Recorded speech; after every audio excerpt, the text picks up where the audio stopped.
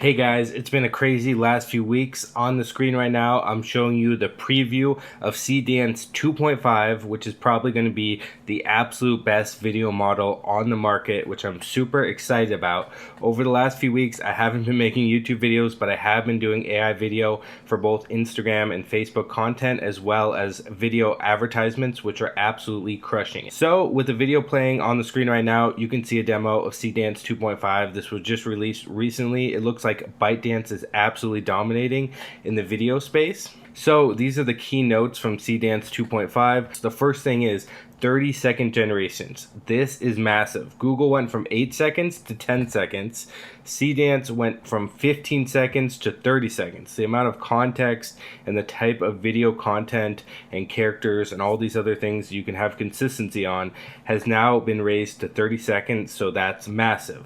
Another thing, which I don't even know if it matters, support for 50 reference materials, meaning images, videos, all of that. That is just so much context to give the model. Sometimes you might want to give it a character or two. Sometimes you might want to give it a voice or two. Now it can handle 50. That is without a doubt the most crazy thing I've seen. And then the third one just says that it's more controllable and it adheres better to the prompt.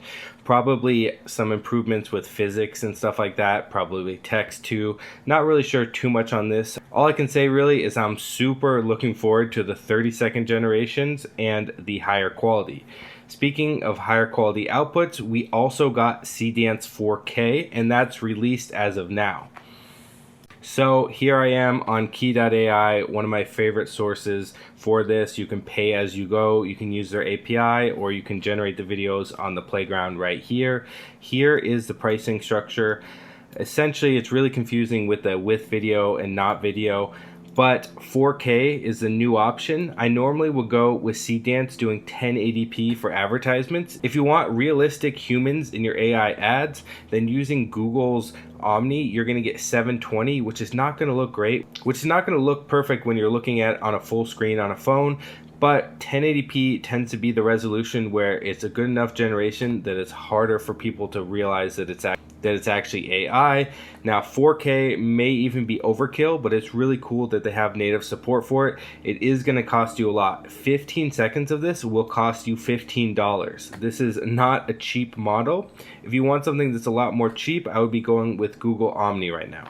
Google Omni is what I use for all my video content on Instagram, and as you can see, 2 clips will cost you 30 credits at the 10 seconds, so it's really only costing you about 15 cents per clip. So if you're looking for which is a better deal in terms of training and using quite frequently, but if you're looking for a model that can do the most realistic content and you need the highest quality AI advertisement, that's where I always go to Seedance.